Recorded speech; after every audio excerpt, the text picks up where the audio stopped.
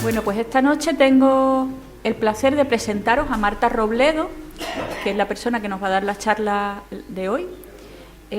Marta es graduada en Ciencias Ambientales por la Universidad de Salamanca y también allí hizo el doctorado. Y desde que hizo su doctorado comenzó a especializarse en una línea de investigación que son unos microorganismos que viven en estrecha relación con las plantas. Y estos microorganismos, especialmente del género Rhizobium, que son muy importantes para que las plantas puedan asimilar el nitrógeno. Ella las estudió en su tesis y después marchó a Alemania, a un instituto de biología sintética de microorganismos, y allí estuvo estudiando el papel de los RNAs pequeños en la regulación génica también en estos microorganismos, y regresó a España con una beca de reincorporación Juan de la Cierva al Instituto del CSIC, que está en Granada, la Estación Experimental del Zaidín, donde siguió estudiando estos microorganismos, y después la rescatamos en Cantabria, y digo que la rescatamos porque Marta en realidad hizo la ESO y el bachillerato en Torrelavega, así que Marta es un poco cántabra también. Y la rescatamos en el Instituto de Biomedicina y Biotecnología de Cantabria, primero con un contrato asociado a un proyecto y después con una Leonardo Torres Quevedo, que es un contrato también asociado a empresas, porque Marta lo que hizo fue vincular un poco nuestro instituto de investigación con una empresa biotecnológica de León y entonces ha vivido los dos mundos, el mundo académico y el mundo empresarial, pero siempre desde la investigación. Y hace 2 años a Marta le otorgaron un contrato Ramón y Cajal, con el que ha fundado su propio grupo en el Instituto de Biomedicina. Y entonces hoy nos viene a contar un poco esa línea que empezó a trabajar con la empresa, que a mí me parece una línea muy fascinante, porque es el hecho de que las plantas en las semillas son capaces de llevar también bacterias y de tener su propio microbioma incorporado en semillas, y ella se ha dado cuenta de algunas propiedades beneficiosas que pueden tener esas bacterias asociadas a las semillas de las plantas y cómo las podríamos usar biotecnológicamente. Entonces, esta es la tercera charla del ciclo, y como veis, este ciclo es bastante rico en biotecnología ambiental, excepto la primera charla que nos dio Alfonso Volado, que sí tenía que ver con biomedicina. El resto de las 3 charlas y la que queda, pues son más dedicadas a microorganismos asociados a plantas, al uso de biotecnología para bioremediación o para cuestiones agrícolas, tal, para que veáis que más o menos vamos tocando distintos palos en este ciclo. Entonces yo quiero agradecerle a Marta por darnos la charla de hoy y ya está. Muchas gracias. Bueno, yo quiero agradecer. ¿Se me escucha bien si me pongo de pie? ¿Sí? Venga. Pues quiero agradecer también a Mapi y a María por haberme invitado y por la introducción tan bonita que me ha hecho, que parezco mucho más mayor con todo lo que ha contado Mapi, desde el bachillerato se ha remontado y todo. Y bueno, estoy muy agradecida de estar aquí, de que me hayan invitado y bueno, especialmente en esta semana, que es la semana del Día de la Mujer, y bueno, y también un poco porque visibilizar el papel de las mujeres en investigación, que aunque parece que hemos avanzado mucho, pues todavía queda mucho por hacer y estoy muy orgullosa de estar aquí esta semana. Y bueno, Mapi me ha hecho ya varios spoilers, espero que me quede algo por contar, no es broma, así puedo entrar un poquito más en harina y dar más detalles de algunas de las cosas que os quería contar hoy, porque con esta introducción tan bonita pues ya es como que me ha contado el abstract, ¿no? o el resumen de la charla. Bueno, pues ¿por dónde empezar, no? El ser humano siempre ha querido crecer, la población mundial, como luego veremos, está creciendo mucho, y el ser humano siempre ha buscado sacar el mayor beneficio a todo, ¿no? Y bueno, aunque hoy en día para crecer la población pues pensamos primero, necesitamos casas, necesitamos coches, lo primero que necesitamos es comer, ¿no? Y ya desde la época de los romanos, ellos, aunque no conocían, no eran microbiólogos, no conocían, no sabían que había microorganismos en el suelo, ellos ya se dieron cuenta que cambiando los cultivos, que alternando unas veces cereales, otras veces leguminosas, aumentaba la productividad de las cosechas, ¿no? Año a año, sobre todo de las de cereales, ¿no? Ellos se dieron cuenta que después de sembrar en un campo en el que había habido leguminosas, cereales, al año siguiente crecían mejor y entonces decidieron aprovecharlo. Obviamente ellos no sabían qué estaba pasando, ¿no? Pero esto creemos que es uno de los hitos que marcó el principio de la microbiología agrícola. ¿Y por qué? ¿Por qué rotaban los cultivos? ¿Por qué ocurría esto? Bueno, pues realmente, aunque ellos no lo sabían, como os digo, lo que estaba ocurriendo es que en el suelo se quedaba o había unas bacterias que eran las que iban a hacer que mejorara la productividad de la siguiente cosecha. ¿Y por qué? Bueno, pues estas bacterias tienen unas enzimas que dibujo ahí con, no sé si llegas, no veis el puntero, bueno, pues las enzimas que veis ahí, esas estructuras, ¿no? Son unas proteínas que le dan una capacidad única que no tienen las plantas, y es aprovechar el nitrógeno que hay en el aire. El aire, como veis la composición en ese gráfico de la izquierda abajo, está compuesto casi enteramente por nitrógeno, pero es nitrógeno en forma inerte, N2. Igual que el oxígeno en el aire está en forma O2, pero sí que lo podemos respirar, el nitrógeno del aire está en forma N2 y no lo podemos, bueno, obviamente lo podemos respirar, pero no lo podemos asimilar. Para que lo asimilen, en este caso, por ejemplo, las plantas, tiene que estar combinado en forma de nitratos, NO3, que es lo que veis ahí arriba. Igual que nosotros para beber agua necesitamos que esté combinada con hidrógeno en forma de H2O. Pues las plantas no pueden utilizar el nitrógeno del aire, necesitan que se convierta en nitratos. ¿Y cómo se convierte en nitratos? Bueno, pues estas bacterias tienen esa capacidad, convierten el nitrógeno que hay en el aire en nitratos y se lo dan a la planta. ¿Vale? La ventaja de estas bacterias es que establecen una relación muy íntima con la planta, como luego veremos, incluso la planta genera un nuevo órgano para que entren dentro y puedan establecer esta simbiosis, y directamente todo el nitrógeno que convierten en amonio se lo dan a la planta.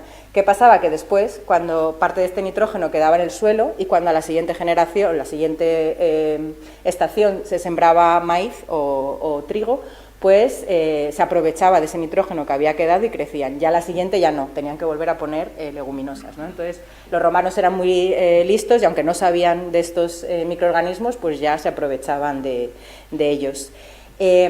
Como os digo, esta simbiosis entre los rizobios, que es como se llaman las bacterias que tienen esta capacidad, y las plantas leguminosas, es una simbiosis muy bonita y ha sido muy importante para el desarrollo humano, ¿no? ¿Por qué? Porque las leguminosas, todos conocemos las más famosas, ¿no? Son los guisantes, las alubias, los garbanzos, las lentejas, tienen un alto contenido proteico, ¿no? Son muy importantes, tienen aminoácidos esenciales, tienen mucho nitrógeno, ¿no? Por esta capacidad de hacer simbiosis con las bacterias fijadoras de nitrógeno. Y el nitrógeno es esencial, forma parte de la vida, de los aminoácidos, del ADN, ¿no? Lo necesitamos para nuestra dieta y es muy importante. Pero ¿quién me sabe decir más leguminosas, más plantas leguminosas que no sean las legumbres que conocemos todos? El trébol, muy bien. Los tréboles también son legumbres y se utilizan en restauración de suelos. Sí, ¿alguna más? ¿Perdón? La acacia, y también es una leguminosa forestal y también forma nódulos. Sí, se utiliza además en restauración de suelos donde ha habido incendios. Sí. También tenemos, por ejemplo, la alfalfa, es una leguminosa. Todas las que tienen las hojas como con forma de corazón y las flores también suelen tener una morfología característica. Los altramuces también, el trébol, como bien han dicho en el público. Pues no solo estas plantas que dan legumbres de grano, ¿no? Que nos gusta tanto comer en los cocidos, pero también son importantes estas plantas para restauración de suelo, para alimentación animal y demás, sobre todo por este alto contenido proteico. Y como os contaba, se deben mayormente a los rizobios, a estas bacterias que veis ahí abajo, que forman esas estructuras en la raíz tan curiosas que se llaman nódulos, ¿vale? Es una estructura muy singular que va a formar la planta solo cuando hay un rizobio que le gusta en el suelo. Las plantas son así de especiales, no hacen simbiosis con cualquier rizobio, a cada una le gusta un rizobio determinado y no otro, hay plantas más promiscuas, hay rizobios más promiscuos y es una relación súper bonita. Yo, como ha dicho Mapi, me he dedicado gran parte de mi carrera a estudiarla, a estudiar estos mecanismos, ¿no?, de esta simbiosis, ¿no?, de esta relación entre ellos, cómo la establecen, cómo liga el rizobio con la planta, cómo entra dentro, ¿no? Mi tesis fue de cómo el rizobio entraba dentro de la planta. ¿Y por qué? ¿Por qué somos tan curiosos si queremos saber estas intimidades? Bueno, porque uno de los objetivos de esta investigación era que no solo las legumbres fijen nitrógeno, sino también los cereales, ¿no? Ver si podríamos hacer que, como os contaré un poco más a fondo luego, que también los cereales fijaran nitrógeno, ¿no?, porque son los que se quedan fuera y no tener que rotar los cultivos, sino que incluso, ¿por qué no?, aparecieran nódulos en las raíces de los cereales. Entonces, nos hemos dedicado los científicos durante muchos años en esto, y como veréis también, Bill Gates, por ejemplo, es uno de los que está ahora financiando más esta investigación. Pero vamos a ir un poquito para atrás, porque todo parece muy bonito, toda una simbiosis natural, ecológica y demás, pero claro, el hombre siempre quiere más, no le vale con que solo las leguminosas hagan simbiosis con los rizobios. Entonces, ya alrededor del año 1800 empezó a buscar fuentes alternativas de abono nitrogenado artificial, ¿no? Primero lo encontró en el guano, que son los residuos de las aves, y durante un tiempo se cree que hubo una expansión moderada de la población gracias a este guano que se comercializaba y se añadía a los suelos para que hubiera aporte de nitratos, este NO3, que no dieran los rizobios. Pero el hombre siempre quiere más, siempre quiere seguir produciendo, creciendo la población. Y entonces aquí llega ya en el siglo XX estos dos científicos que se llevaron el premio Nobel, Haber-Bosch, que consiguieron la síntesis de nitratos de manera química, ¿no?, en el laboratorio, digamos, ¿no? Fueron capaces de hacer lo que hacen los rizobios, pero en el laboratorio, transformar el nitrógeno del aire en nitratos.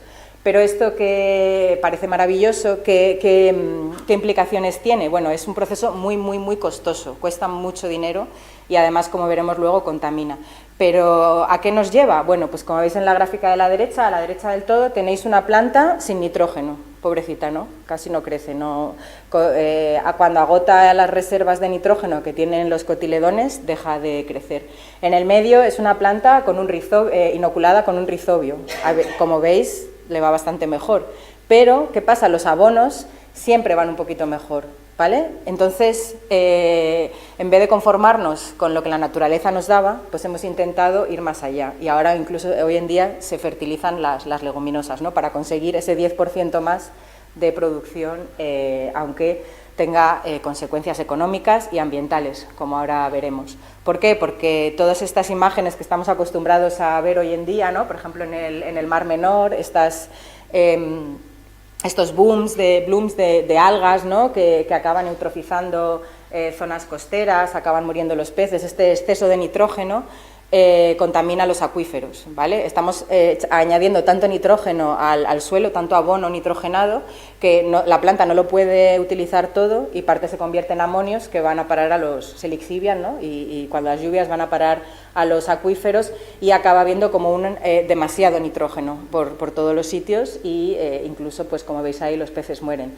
Pero es que es todavía más grave porque parte de este nitrógeno que no se aprovecha en el suelo no solo lixivia y va a contaminar los acuíferos, sino que también se convierte en especies reactivas de nitrógeno, ¿no?, y van al aire.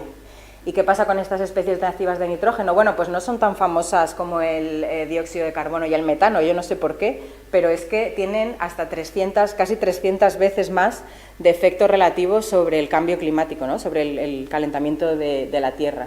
Con lo cual, este exceso de nitrógeno no solo está contaminando los acuíferos, sino que también está provocando calentamiento global. Por tanto, necesitamos dejar de consumir tantos abonos nitrogenados e intentar que la agricultura pues sea más sostenible. Y en esto pues estamos en Europa, sobre todo, como ya sabéis, siempre Europa está a la cabeza de las políticas verdes y de la lucha por el medio ambiente, ¿no? Hay otros que no lo ven tanto, ¿no?, o creen que no hay cambio climático. Bueno, pues en Europa creemos que sí, por suerte, y nos hemos propuesto para 2030 disminuir el uso de pesticidas en un 50%, complicado. Bueno, también en el IBBTEC trabajamos en biopesticidas, algún día igual os vengo a contar alguna cosa, pero hoy me voy a centrar en la reducción del uso de fertilizantes químicos, un 20%, bueno, no está mal, ojalá lo consigamos. Y también, bueno, estamos intentando que se produzca una pérdida de nutrientes de menos de un 50%, o sea, que disminuya la pérdida de nutrientes en un 50%. Cuando añadimos un abono al suelo, generalmente los abonos que pone en los paquetes NPK, ¿no?, llevan nitrógeno, fósforo y potasio. Pues también, aparte de, estamos añadiendo, además de un exceso de nitrógeno al suelo, un exceso de potasio y de fósforo y de otros nutrientes que puedan tener, ¿no? Y todo eso lixivia y acaba de alguna manera contaminando los acuíferos y demás. Y entonces, ¿qué ha pasado en Europa cuando han planteado esto para 2030, que es ya dentro de 4 años? ¿Alguien ha visto algo en las noticias que tenga que ver con esto? ¿Qué hicieron los agricultores en Europa? Huelgas, ¿no? Colapsaron Bruselas. Se fueron todos con los tractores a Bruselas a decirles: no podemos asumir esto que nos estáis pidiendo, es imposible, ¿no? Como está el precio hoy en día de todo y sin darnos una alternativa, ¿cómo vamos a disminuir un 20% o incluso un 50% el uso de pesticidas si no nos dais una alternativa, ¿no? Unos biopesticidas que sean asequibles, ¿no?, y que funcionen y que todos podamos utilizar, ¿no? En el tema de los biopesticidas está muy complicado por el tema de la legislación, pero por suerte el tema de los bioestimulantes o biofertilizantes que vamos a hablar hoy, ¿no?, estos microorganismos que podemos añadir al suelo para que mejore el crecimiento de las plantas sin contaminarlo, la legislación es bastante más fácil y son más económicos, ¿no? Entonces creemos realmente que pueden ser una alternativa, no sé si en 4 años, pero sí que en el futuro, el volver atrás, ¿no?, a los romanos, digamos, bueno, no a los romanos, pero volver a confiar más en el uso de estos microorganismos como bioinoculantes para las plantas y un poquito menos en los abonos. Si no es porque queremos, pues porque nos obliga la legislación europea, pero yo creo que el futuro va en este sentido. ¿Y qué estamos haciendo para ello? Bueno, pues por un lado, como os digo, la Fundación Bill y Melinda Gates también está interesado en esto y está poniendo mucho dinero, o sea que ve futuro en ello. Se está investigando a ver si se puede trasladar la simbiosis entre los rizobios y las leguminosas a los cereales, ¿vale? Aquello que yo, por ejemplo, cuando hace ya 20 años me fui a Inglaterra y parecía ciencia ficción, bueno, hoy en día lo sigue siendo, pero un poquito menos, ¿vale? Se han encontrado, las plantas también establecen simbiosis con hongos, ¿no?, con hongos micorríficos, no sé si os suenan, que lo que hacen es como que les estiran las raíces, ¿no? Los hongos tienen hifas, entonces se meten por la raíz y es como que hacen que las plantas tengan raíces más largas. Entonces, parte de estos diálogos moleculares de cómo ligan los hongos con los cereales, o sea, los cereales también pueden micorrizarse, ¿vale? Y parte de este diálogo, ¿no?, de las moléculas implicadas en que liguen los hongos con los cereales puede estar implicado en que las bacterias formen nódulos en los cereales también, ¿no? Entonces, digamos que tendríamos que hacer plantas transgénicas, obviamente, porque hay genes que les faltan, hay una parte de los genes para ligar con ellos que no tienen, pero otros sí los tienen, ¿no? Entonces ya no parece a priori tan complicado como lo era hace 20 años. Vamos avanzando en algunas cositas. ¿Y qué se ha planteado también? Bueno, ya que las plantas, para fijar nitrógeno, ¿no?, para convertir el nitrógeno del aire en nitratos, necesitan esta enzima, esta proteína, ¿no?, que tienen las bacterias, ¿por qué no la pueden expresar las plantas, ¿no? ¿Para qué les vamos a meter todos los genes para que liguen con los rizobios y les hagan un nódulo y demás, si simplemente las plantas pueden producir la nitrogenasa y fijar nitrógeno ellas mismas? No necesitan a la bacteria para nada, ¿no? Bueno, no es tan fácil, ¿vale? Porque esta enzima nitrogenasa es una enzima muy especial, tiene también sus requerimientos, no le gusta el oxígeno, necesita unas condiciones muy especiales. Entonces se ha pensado que la manera de lo más parecido que tenemos a una bacteria en una célula eucariota, que son pues las mitocondrias y los cloroplastos, ¿no? Pues se ha pensado que la mitocondria podría hacer un poquito como de bacteria, que ya la tienen las células de las plantas, y ser la mitocondria la que expresa la nitrogenasa. La mitocondria ya está acostumbrada a trabajar o digamos a de alguna manera sus membranas pueden funcionar para evitar que haya mucho oxígeno y se están, no digo que mañana vaya a ser esto posible, pero se están haciendo bastantes avances en este sentido, ¿no? Se ha conseguido por lo menos expresar esta enzima en mitocondria, ¿no? Entonces, bueno, yo creo que en el futuro, igual yo no lo veo, pero espero que mis hijos sí, una de estas dos alternativas pueda llevarse a cabo. Eso sí, necesitaremos que o bien quizá organismos modificados genéticamente o plantas transgénicas se puedan utilizar, porque con la legislación de hoy en día, aunque los científicos vayamos por delante, si la legislación no nos acompaña, no se van a poder llevar al campo estas investigaciones. ¿Y qué estamos haciendo también los científicos que hemos trabajado toda la vida con los rizobios?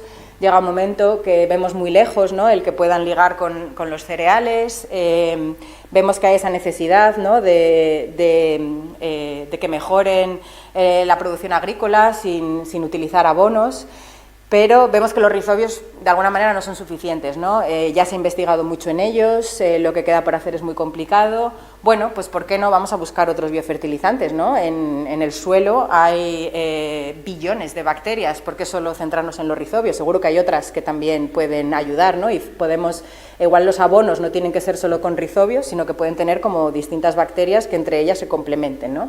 Y es un poco lo que, o por lo menos lo que estoy investigando, lo que estamos investigando en mi grupo hoy en día. Entonces, hemos hasta ahora hablado de la biofertilización, ¿no?, de estos rizobios que convierten el nitrógeno del aire en formas asimilables por la planta, pero es que también hay bacterias que pueden hacer que el fósforo y el potasio, el P y el K de los abonos, sean más, el que haya en el suelo, sea más asimilable por las plantas sin tener que añadirlo, ¿vale? Hay bacterias que solubilizan fósforo y que solubilizan fosfatos y también los rizobios lo hacen en algunos casos. Entonces no es necesario, aunque un suelo de leguminosas necesitemos, o bueno, en caso de que hubiera que necesitar fertilizarlo porque está falto en nitrógeno, quizá no necesite fósforo y potasio, ¿no? Lo que necesita son bacterias que utilicen el que hay en el suelo y se lo den a la planta, ¿no?, en una manera que ella lo pueda tomar. Hay otras bacterias que lo que hacen es estimular a la planta para que crezca, ¿no? Pueden ayudarla, sobre todo con hormonas, a que, digamos, no se estrese demasiado, ¿no? Las plantas cuando, en cuanto notan un estrés, a veces se estresan demasiado, digamos, producen mucho etileno, que es la hormona del estrés en las plantas, y sabemos que las bacterias pueden ayudarlas un poquito a bajar estos niveles de estrés y que sigan creciendo en situaciones, por ejemplo, ahora enfrentándose al cambio climático, ¿no?, a situaciones de sequía y demás. En esto estamos trabajando bastante ahora. Hay otras bacterias también que pueden actuar como agentes de biocontrol. Pueden no solo biofertilizar y bioestimular a la planta, sino también ayudarla a luchar contra hongos, contra otras bacterias patógenas y demás. Y esto también nos ayudaría a tener que utilizar menos biopesticidas. Acordaros que tenemos que bajarles un 50%, nos ha dicho Europa. ¿Vale? Y ya por último también hay bacterias que son capaces de ayudar a las plantas a luchar contra contaminantes del suelo, son capaces de metabolizar metales pesados y demás. Entonces, ¿por qué quedarnos solo en los rizobios, ¿no? Vamos a explorar si hay otras bacterias en el suelo que puedan tener estas capacidades o, ¿por qué no?, incluso todas a la vez, ¿no? Una bacteria multifuncional que pueda tener todas estas capacidades. Y entonces, pues a ello nos pusimos. ¿Y qué nos planteamos lo primero? ¿Cómo haríais esta investigación? ¿Por dónde empezaríais, no? ¿De dónde buscamos bacterias nuevas? ¿Dónde? En el suelo, pero es que en el suelo hay muchísimas. ¿Cómo seleccionas de ahí? ¿Dónde? En el mar. Pero claro, las del mar no van a estar acostumbradas a hablar con la planta y a ligar con ella, ¿no? Les quedan un poquito lejos. Claro, cuando nos planteamos de dónde las obtenemos ahora, ¿no?, que está todo inventado hoy en día, claro, en el suelo hay muchísimas, podemos tomarlas de la raíz, pero también es verdad que la han investigado bastante hasta ahora, podemos tomar las que viven en el resto de la planta, pero claro, es algo como inabordable, ¿no?, porque hay muchísimas y entre todas las que hay, las habrá buenas, las habrá malas, las habrá que no hacen nada. Entonces pensamos, bueno, vamos a centrarnos en un sitio donde quizá las que haya sean buenas, ¿no?, por algo, ¿no?, porque la planta las haya seleccionado de alguna manera para que le hagan algún bien. Y entonces pensamos en utilizar las semillas, ¿vale?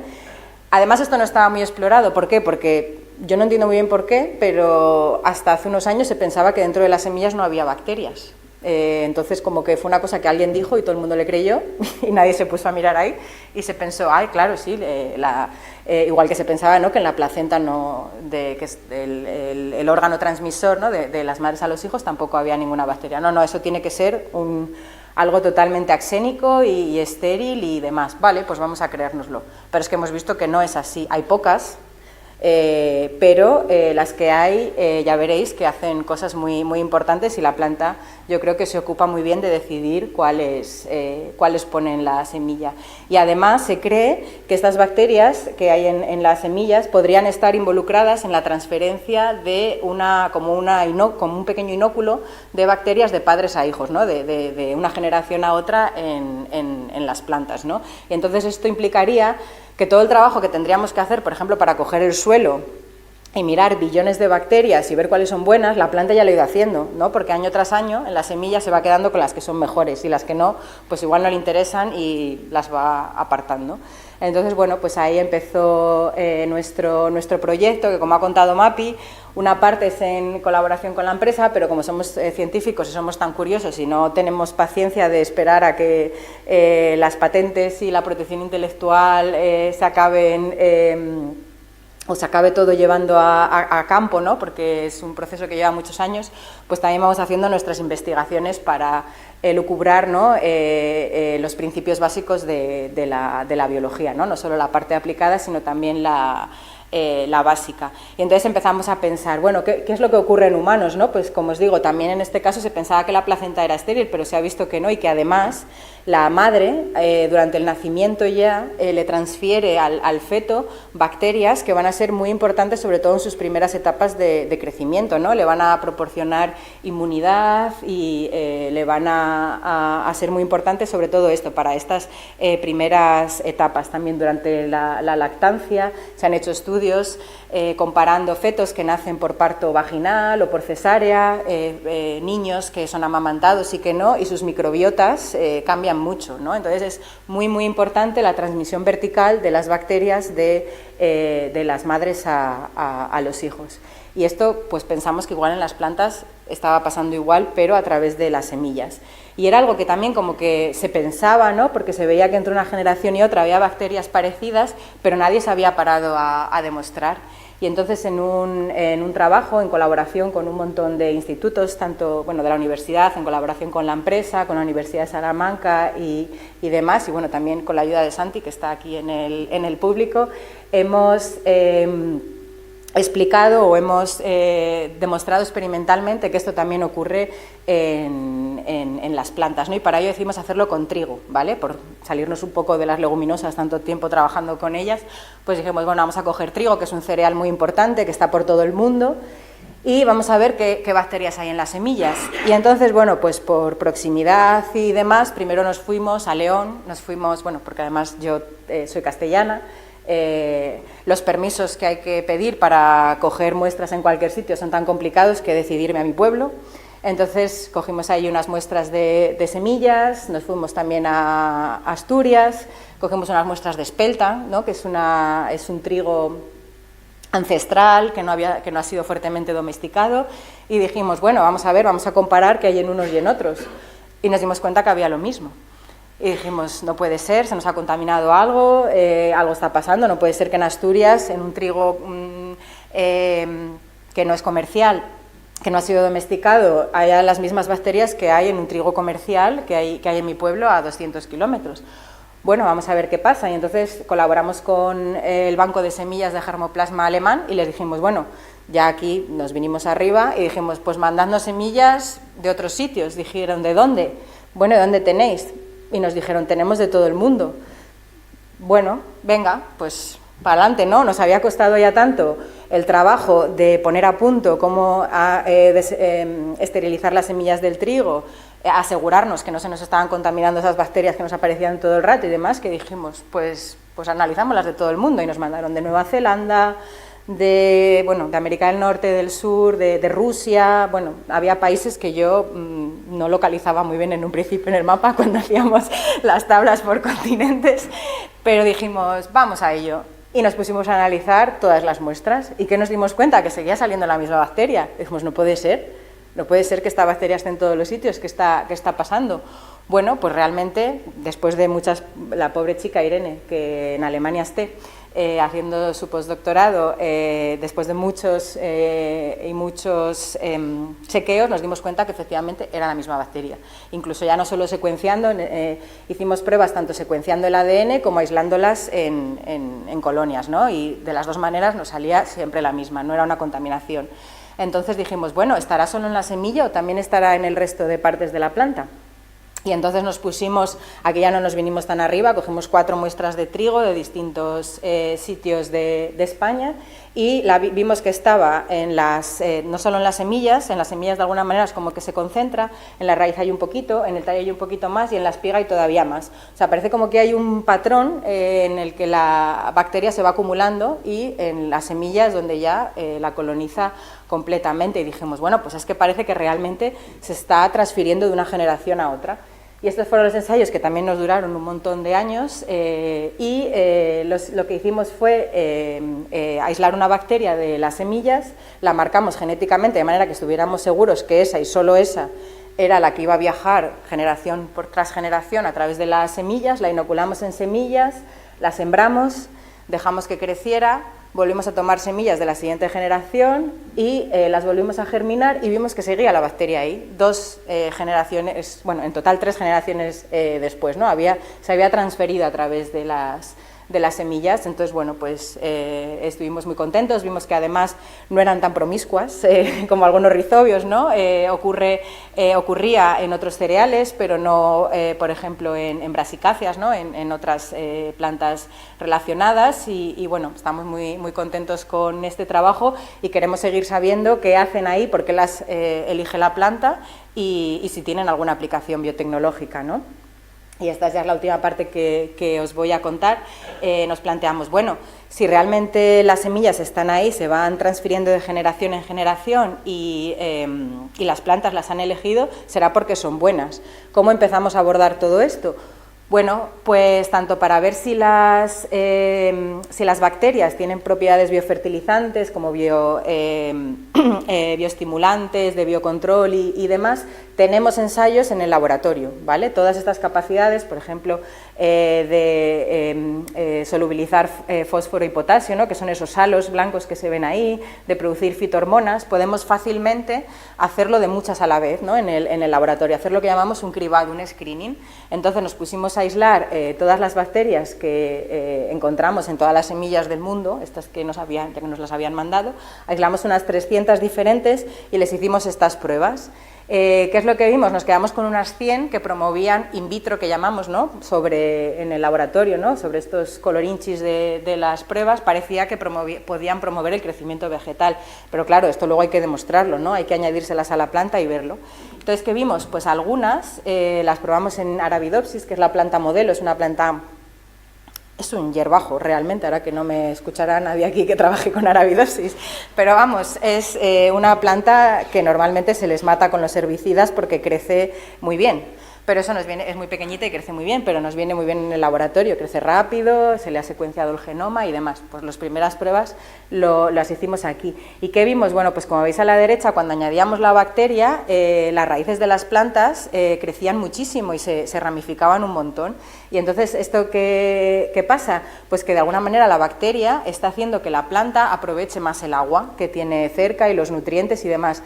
Le está haciendo como una especie de micorriza, ¿no? Pero ella misma, porque produce, entre otras cosas, fitohormonas, está haciendo que la raíz se ensanche y la planta, por tanto, también crezca más. Bueno, pues seguimos y pasamos ya a fase, gracias a la ayuda de la empresa, ¿no? A pasar a probar 10 en invernadero.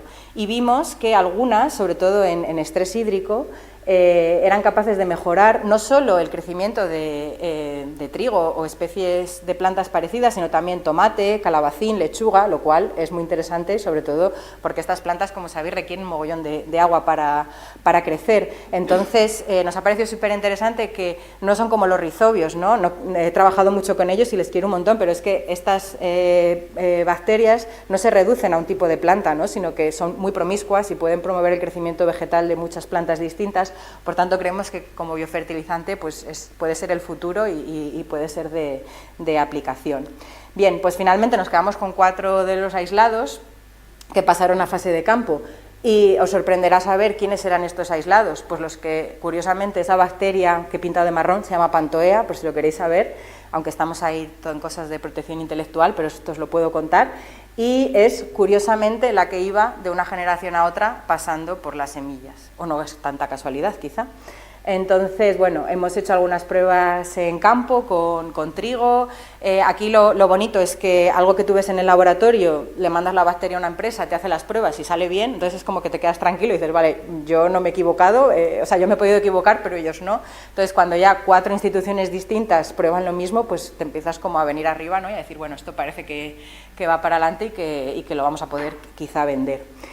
Y bueno, como os digo, además de cuando añadimos estas bacterias, estas Pantoea, vemos que no solo se producen más raíces laterales, también las plantas germinan mejor, posiblemente al transferirse a través de las semillas, pues durante estas primeras etapas de la germinación les estén haciendo algún beneficio a la planta, esto es lo que estamos estudiando ahora. También la planta crece más, produce más biomasa, tiene más altura, produce más fruto, que es al final lo que interesa, ¿no? para las patentes. Y lo más interesante de todo, y en lo que estamos centrando ahora la protección intelectual, es que ayuda a las plantas a tolerar mucho el estrés hídrico, ¿no? Y incluso cuando hay veces que en algunas plantas, por ejemplo en tomate, podemos llegar a reducir un 25% la cantidad de agua que añadimos a los cultivos, añadimos la bacteria y crecen igual que los controles, ¿no? A los que les hemos regado con la cantidad de agua que se suele echar. Entonces creemos realmente que en este escenario que tenemos de cambio climático y demás, pues pueden ayudar bastante. Pero ¿qué pasa? Que también nos enfrentamos a un tremendo hándicap, ¿no? Un problema, ¿no? en el futuro, que es la aplicación en campo, aunque en algunos ensayos preliminares que hemos hecho parece que está funcionando. Claro, tenemos que trabajar mucho en ver en qué dosis lo aplicamos, de qué manera lo aplicamos. Por ejemplo, hubo ensayos en los que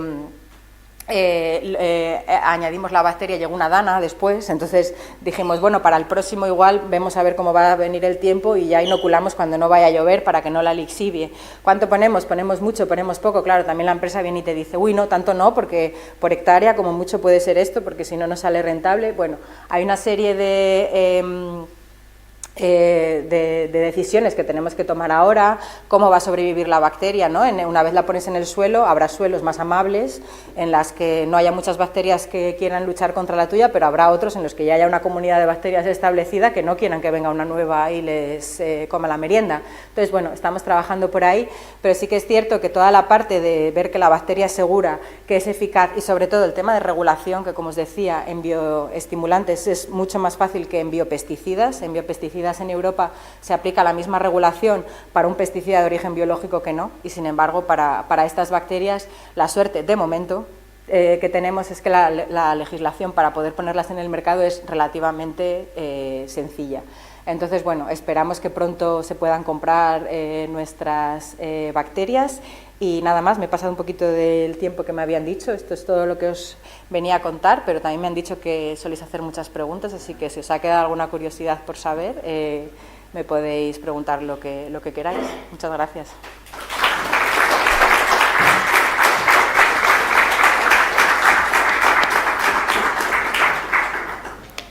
Oh, qué bien, yo estoy encantada.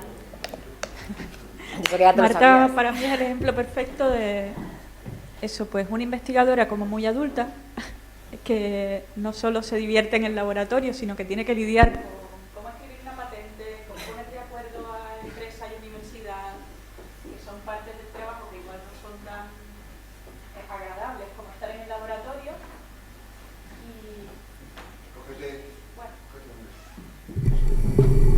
Y sin embargo ella las lleva adelante con optimismo.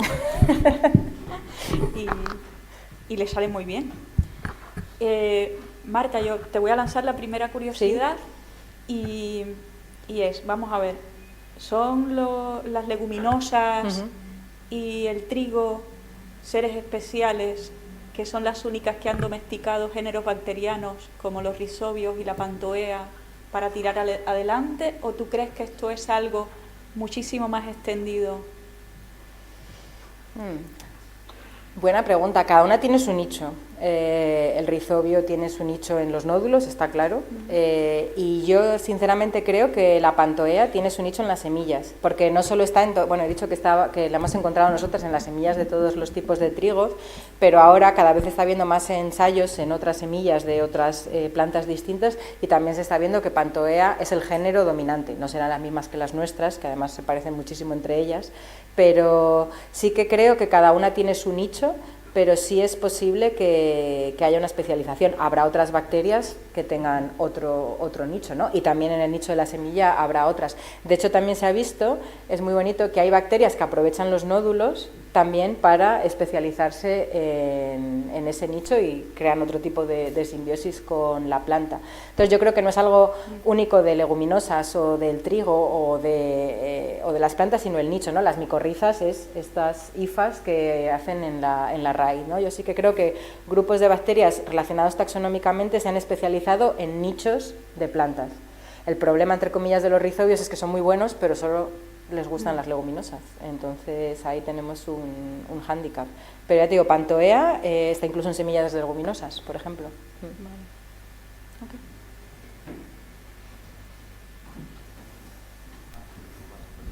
Muchas gracias, Marta, muy interesante, las has explicado muy bien. Bueno, espero haber entendido, haber la pregunta, si con la pregunta ves si lo he entendido o no.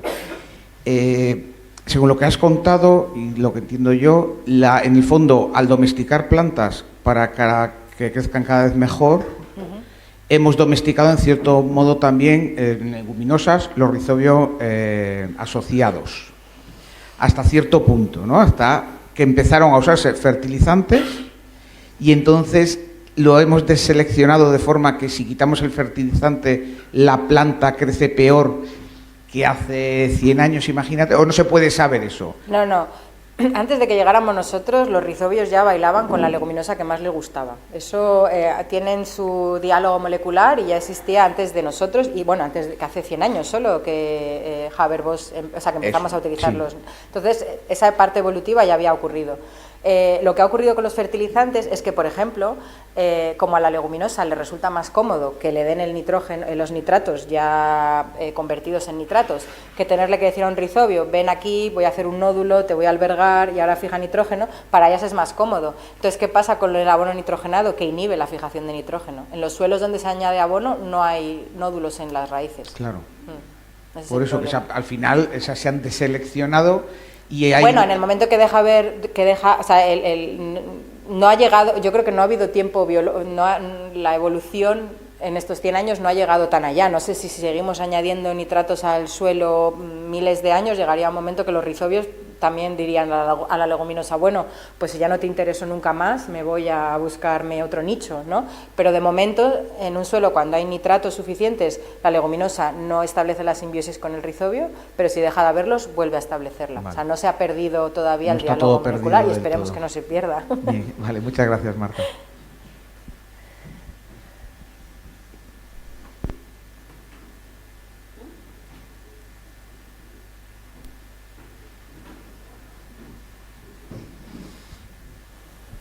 Sí, hola, buenas tardes.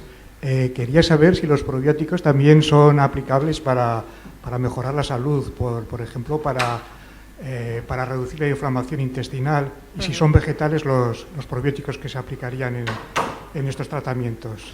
Bueno, cada uno tiene sus probióticos, ¿vale? Entonces, estos los llamamos, los biofertilizantes les llamamos como los probióticos de las plantas, ¿no? Porque son bacterias que podemos añadir a las plantas para que mejore su crecimiento y demás.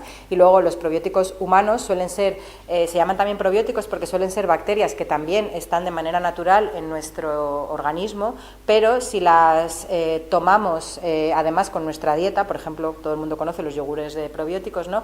Van a aumentar la cantidad de bacterias que haya y las va a hacer, digamos, mayoritarias o más abundantes en nuestra flora intestinal y van a promover sus beneficios, pero cada uno con los suyos. O sea, nosotros no tomamos probióticos de las plantas, aunque se llamen probióticos vegetales, y a las plantas tampoco les añadimos lactobacillus o streptococcus de las especies que colonizan el intestino para que crezcan mejor. Cada uno tiene su papel y su nicho. Unos se aplican a la agricultura y otros quizás a la medicina o... Claro, sí. Vale. Los probióticos que, por ejemplo, tienen los yogures, sí, son lactobacillus, streptococcus, aislados de personas sanas, o, por ejemplo, los que te tomas cuando vas a tomar antibióticos, ¿no? Los antibióticos lo que hacen es que, a la vez que reducen o que eliminan, ¿no?, una bacteria patógena que ha entrado en nuestro cuerpo, también están eliminando las buenas del intestino. Entonces, cuando dejamos de tomar el antibiótico, hay muchas personas que tienen inflamación, tienen diarrea y demás. Los probióticos se toman para que las bacterias buenas que tenemos en el intestino vuelvan a ganar la batalla, ¿no? Y cuando se recolonice el intestino, después de que se haya tomado el antibiótico, estén ahí y hagan su efecto positivo en el intestino, en vez de, por ejemplo, que colonice un Clostridium difficile que te cause un problema más fuerte, ¿no?, a nivel intestinal. Entonces, serían los dos parecidos, son bacterias que ya están, bien en las plantas o en los humanos, que en momentos determinados están en cantidades más pequeñas de las que sería óptimo y que entonces aplicarlas externamente, bien abonando o bien tomando un yogur, pues mejoran, ¿no? El concepto es el mismo, pero las bacterias son totalmente distintas. Que nadie se tome un biofertilizante, por favor, por mucho que ponga que lo llamemos probióticos, ni añada yogures a las plantas del jardín, no, cada uno a lo suyo. Sí. Pues muy bien, muchas gracias. A ti. Sí, yo quería preguntar si se destina el dinero suficiente para estas investigaciones. Porque España, pues digamos que está bien situada, ¿no?, en estas investigaciones. Sí. Pues muy interesante la pregunta. Yo ahora mismo la verdad es que no me puedo quejar, ¿vale? Por suerte, a veces nos toca pedir varios proyectos, tocar varias puertas, pero hasta ahora no me he encontrado con un problema grave de estar tiempo sin poder seguir realmente adelante por falta de financiación. Así que, por ejemplo, la empresa con la que estamos colaborando, pues ahora mismo no pasa por su mejor momento y quizás es verdad que más ayuda para las empresas biotecnológicas que no dependan tanto de la inversión de capital externo sí que sería deseable. En España, como todo, se podría mejorar, pero sí que es cierto que la agricultura es una de las prioridades, pero bueno, ojalá se diera más dinero a todo esto y se pudieran realizar más investigaciones. Yo, por ejemplo, pues cuando estaba en Alemania podía hacer muchas más cosas y mucho más complejas, pero también si nos comparamos con otros países como Argentina, que ahora están siempre... yo sufro mucho por mis compañeros de allí porque es gente muy talentosa y ahora, sin embargo, pues están recortando muchísimo en investigación. Entonces nosotros, de momento, ojalá tuviéramos más posibilidades de financiación, pero bueno, no nos podemos... O sea, digamos que estamos en una situación intermedia, ¿no?, que hay países que están peor y otros que están mejor, pero bueno, nunca viene mal el apoyo económico.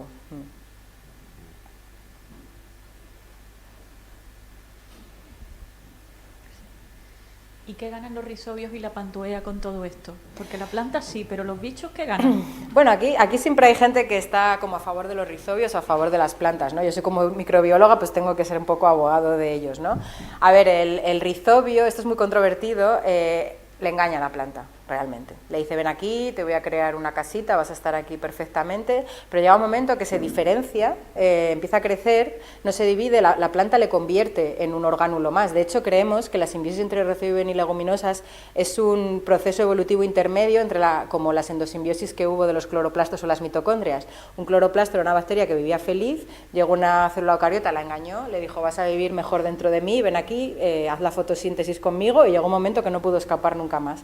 Pues a los rizobios quizá dentro de 100.000 años les pase lo mismo, ¿no? Llega un momento que se conviertan en un orgánulo de fijación de nitrógeno para la planta y no puedan escapar nunca más, porque de hecho la mayoría cuando la planta muere y libera esos nódulos, la mayoría ya no pueden seguir creciendo en vida libre. Algunos se salvan, ¿no?, los que todavía están por los canales y por la raíz, pero la mayoría ya ha llegado a un estado de diferenciación tan extremo, ¿no?, que ya solo es capaz de seguir fijando nitrógeno en el nódulo y si la planta muere, muere con ellos. Entonces les engaña un poquito. Y la Pantoea, pues bueno, estamos todavía trabajando en ello, queremos saber un poquito más, pero bueno, sí que creemos que gana un nicho. De hecho es curioso porque nos dimos cuenta de que en el suelo apenas hay Pantoea. Cuando secuenciábamos las muestras de suelo, apenas había suelos que ni siquiera encontrábamos lecturas de Pantoea, y mira que hay profundidad de lecturas y en el suelo hay de todo.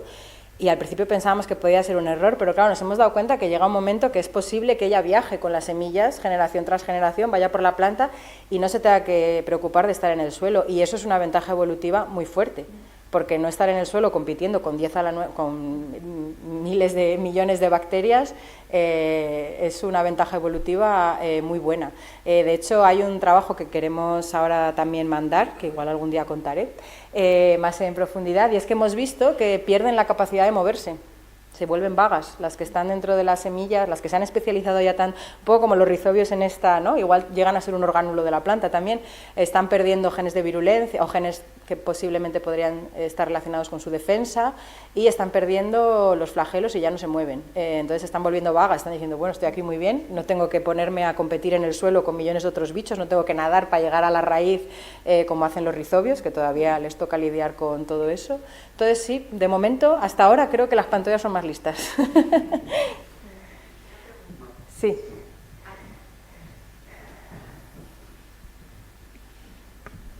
En el suelo has dicho que no existe la bacteria, ¿no? Bueno, ¿O poco? En algunos suelos apenas la detectamos, sí. Y entonces, a la hora de introducir el biofertilizante al suelo y eso, ¿hay alguna legislación que es un ser vivo al final lo que estás metiendo? Sí. ¿Hay alguna legislación que lo prohíba o que controle esto? Muy buena pregunta. En España, siempre y cuando demuestres que no son patógenos, puedes introducirla. En Europa son tan restrictivos que solo dejan que se inoculen al suelo rizobios, micorrizas y azospirillum, que son otros fijadores de nitrógeno que llevan toda la vida. Lo demás, pues te toca lidiar con la normativa, secuenciar la bacteria, demostrar que no tiene genes de virulencia y pasar por un proceso de años. Pero a nivel de registro en España es bastante sencillo. Mientras no lo modifiques genéticamente y demás, si tú lo demuestras que lo has aislado, que no es patógeno y que promueve el crecimiento de las plantas y que tienes unos ensayos en los que ves la eficacia, como ponía al final, puedes añadirlo al suelo. Sí, no. La europea. Buena pregunta también. Claro, esta legislación que digo tan exigente es cuando tú quieres registrar un biofertilizante directamente a nivel de Europa. Es decir, que se pudiera utilizar, que yo, por ejemplo, mi Pantoea quisiera registrarla para que se utilice en cualquier país de Europa. Para eso necesitaría que fuera rizobio, estas otras tres.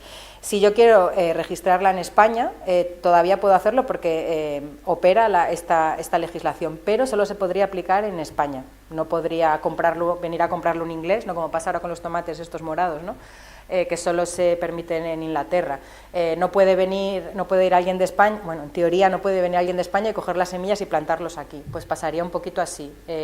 Tendríamos que, nuestra idea es ir país por país registrándola, sí, y ir poco a poco lidiando cuando podamos pues con esa legislación para demostrar que es buenísima. Y la evolución nos ha dado la razón, porque una de las cosas que hemos visto, también con ayuda de Santi, es que han perdido los genes de virulencia. Entonces, hay otras el problema aquí es que Pantoea es un género enorme y, claro, tiene algunos primos que son malos, ¿no? Como en todas las familias. Entonces, ¿qué pasa? Que ya ha cogido como la fama de que todas son malas, ¿no? Pero no, las nuestras, por ejemplo, hemos visto que es que no tienen genes de virulencia. Pero claro, esto te toca con la Unión Europea, mandar el genoma, que lo vean, un montón. O sea, el proceso es más complicado, pero no quiere decir que sea imposible, ¿eh? Se puede hacer. Pero bueno, tienes que tener una empresa detrás potente que te ayude, equipo de abogados y demás, que bueno, Mapi me dice que todo esto lo hago con una sonrisa porque me meto los días en el despacho, pero hay días mejores que otros, o sea, se necesita mucho apoyo. De hecho, normalmente, una de las ideas con este biofertilizante, no vamos a poder comercializarlo nosotros, probablemente venga una empresa fuerte, Syngenta o Fertiber y alguna de estas, y nos compre la licencia y sean ellos los que sigan adelante con la protección. El pez grande se come al chico, pero bueno. Ahí estaremos siempre como inventores, nos quedará eso.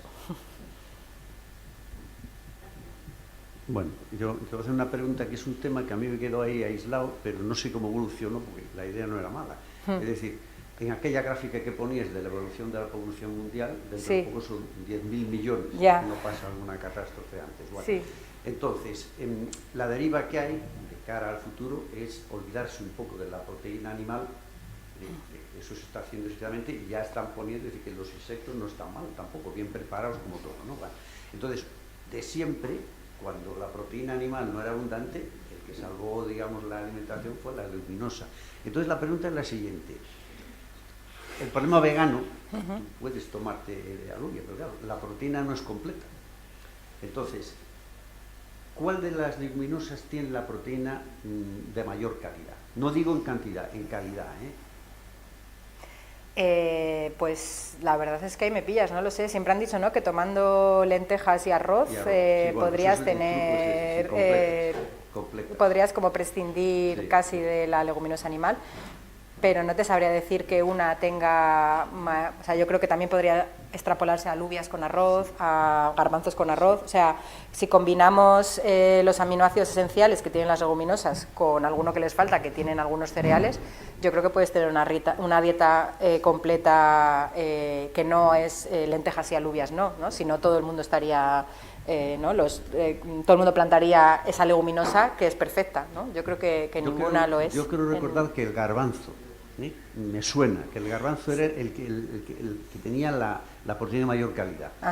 Entonces, yo no sé si a lo mejor de cara al futuro, en vista de que eso, que la carne cada vez va a ser más escasa o más cara, si no hay proyectos que traten de buscar una leguminosa que tanto en calidad como en cantidad por área o por hectárea se vaya a una situación óptima en este sentido, ¿sabes? Porque eso sería una buena idea, ¿no? Tienes que andar combinando digamos, una gramínea, por ejemplo, que también es buena idea, la de gramíneas, tratar de incorporar un sistema simbiótico parecido a este también, ¿no? Yo con leguminosas no he leído nada. Sí que he leído, por ejemplo, que en arroz, como el arroz no tiene vitamina A, y sí que hay plantas transgénicas de arroz que producen vitamina A, ¿no? El arroz dorado, este que se llama. Pero con leguminosas no hay muchas leguminosas transgénicas, no son tan fáciles de transformar, bueno, como siempre, no hemos llegado a ello, no se ha investigado tanto ello, pero no he leído nada en ese sentido de que quieran mejorarlas para que haya una mejor... ¿La chía es leguminosa o es gramínea? ¿Cuál? La chía, se llama la chía. Yo creo que es gramínea. Yo diría que no es leguminosa. Sí que tiene una cantidad importante de proteínas, porque a lo mejor, no sé si hay estudios en este sentido, si es que esa cantidad de proteína que es atípica en una gramínea viene de un sistema simbiótico como el que se produce en la leguminosa. Sí que hay bacterias que en vida libre pueden fijar nitrógeno y lo hacen con el trigo, pero ninguna simbiosis de estas, Azospirillum es una de ellas, esta bacteria que también la Unión Europea deja que se aplique al suelo, también fija nitrógeno en vida libre, pero no son específicas de un grupo de plantas, o sea, son promiscuas, son de las promiscuas, y no lo hacen de manera tan eficaz como los rizobios. Los rizobios son los que casi, como veis en la gráfica, llegan a la eficacia de los abonos nitrogenados. Es una simbiosis muy evolucionada, lo que dices tú. Sí, es muy evolucionada, se ha llegado a crear un órgano nuevo para albergar a la bacteria se divide dentro cantidades inmensas y sin embargo estos otros, hay algunos que fijan en vida libre porque están sobre la superficie de la planta, otros llegan incluso a colonizarla internamente, pero no llegan a formar estas estructuras. Entonces, como no se liberan del oxígeno del aire, la nitrogenasa puede funcionar porque la bacteria pues también tiene doble membrana y demás,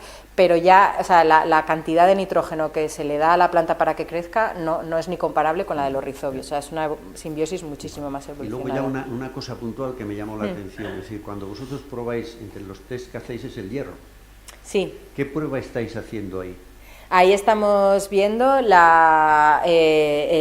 paso de... Bueno, porque el hierro es muy controvertido, porque, bueno, como todo, ¿no? Hay buenos y malos. Entonces, por un lado, las bacterias pueden hacer que el hierro pase a formas más asimilables por la planta, ¿no? A formar óxidos de hierro y demás, pero por otro lado, también las bacterias a veces utilizan este mecanismo como de patogenicidad, ¿no? Para que las plantas no lo utilicen. Pero, bueno, creemos que para identificar la capacidad de movilizar hierro es un buen método. Después habrá que ver si la bacteria lo utiliza con fines... Yo me refiero en la placa. Sí. La placa del test que ponéis ahí, sí, aparece con un halo amarillo-naranja. Sí, eso es porque hay un cromóforo, sí, que vira... Es el sideróforo lo que probáis. Sí, probamos la producción. Bueno, probamos, en realidad lo que tú pruebas es que el hierro se convierta a forma de hierro que es asimilable por la planta. O sea, el hierro 3 que hay en el suelo... Ese es el tema que yo te pregunto, porque yo trabajé en eso muchos años. Entonces, la planta, o sea, el hierro es imposible de biosimilar tal como está en una atmósfera oxidante.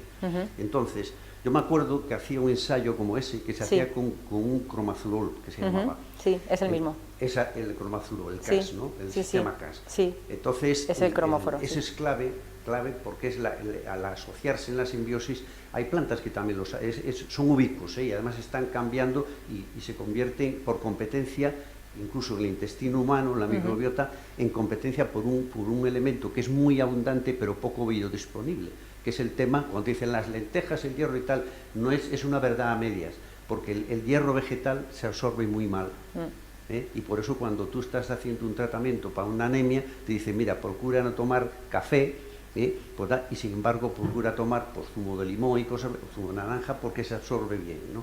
Entonces en las plantas, yo me acuerdo cuando hacíamos cosas de estas, yo creo que en los cultivos estos y los hidropónicos, el hierro le metíamos EDTA o EDTA, porque eso sí no le cambia el estado de oxidación.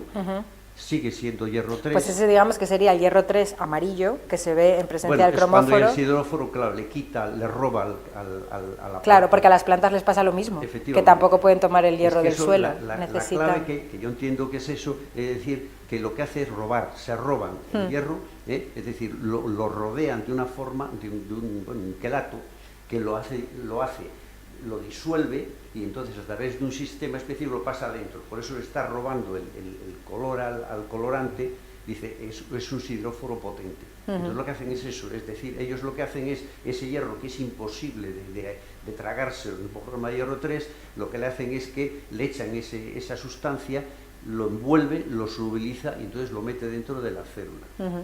Por eso me llamaba la atención, decía, eso es el mismo ensayo. O sea, es el CAS, ¿no? Es el CAS, sí.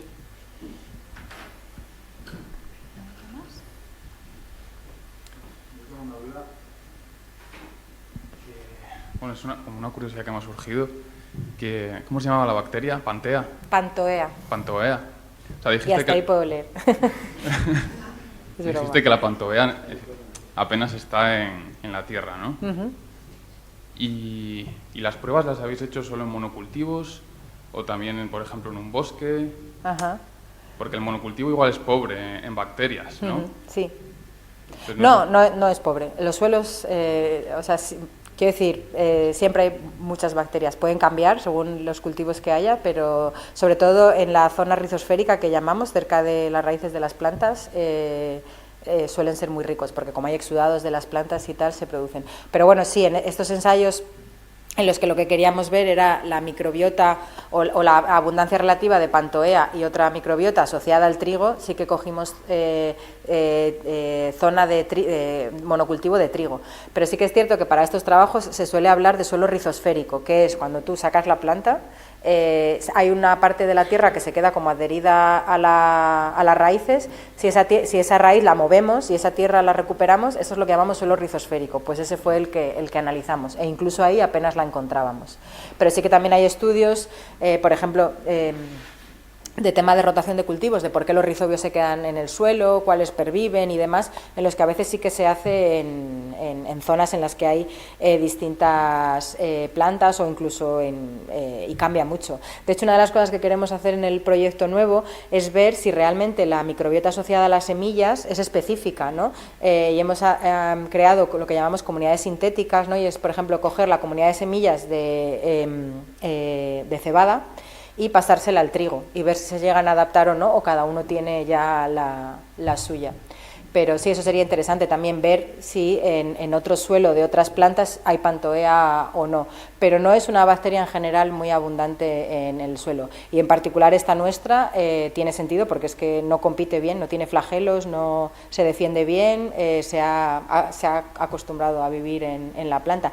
Y eso es muy distinto a los rizobios, porque los rizobios, por ejemplo, que también tienen, bueno, no he entrado a hablar en esto, ¿no? Pero tienen genomas complejísimos, con un montón de genes por si acaso, que llamo yo, ¿no? Tienen como los genes que necesitan y los de por si acaso, ¿no? Por si acaso estoy dentro de la planta, por si acaso viene otro y me quiere comer, por si acaso llueve, por si acaso hace frío.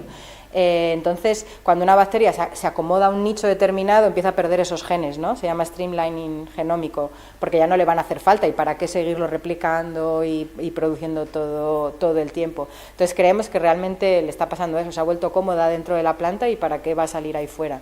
Y sin embargo, el rizobio sigue teniendo esas dos etapas, sigue siendo capaz de vivir fuera, colonizar la planta, entrar y hacer todo el ciclo, y si la planta se muere, algunos se salvan y esos vuelven a ser capaces de vivir en el suelo y demás. Es bonito como cada una se busca la vida de una manera distinta. A ti. Bueno, pues agradezco muchísimo vuestra participación hoy y quedáis emplazados para el día 26 de marzo, que será la última charla de este ciclo. Ese día vamos a intentar preparar una encuesta para que vosotros nos deis algún feedback respecto al ciclo. Nos gustaría montar un ciclo el año próximo que responda un poco a las cuestiones que os llamen más la atención o de las que más sintáis curiosidad, saber también si este día es el más apropiado, el horario, yo qué sé. Cualquier idea que tengáis y que nosotros podamos implementar, pues será bien recibida, ¿vale? Así que nos vemos el día 26, que es jueves, también a las 8. ¿Vale? Venga, a estar bien.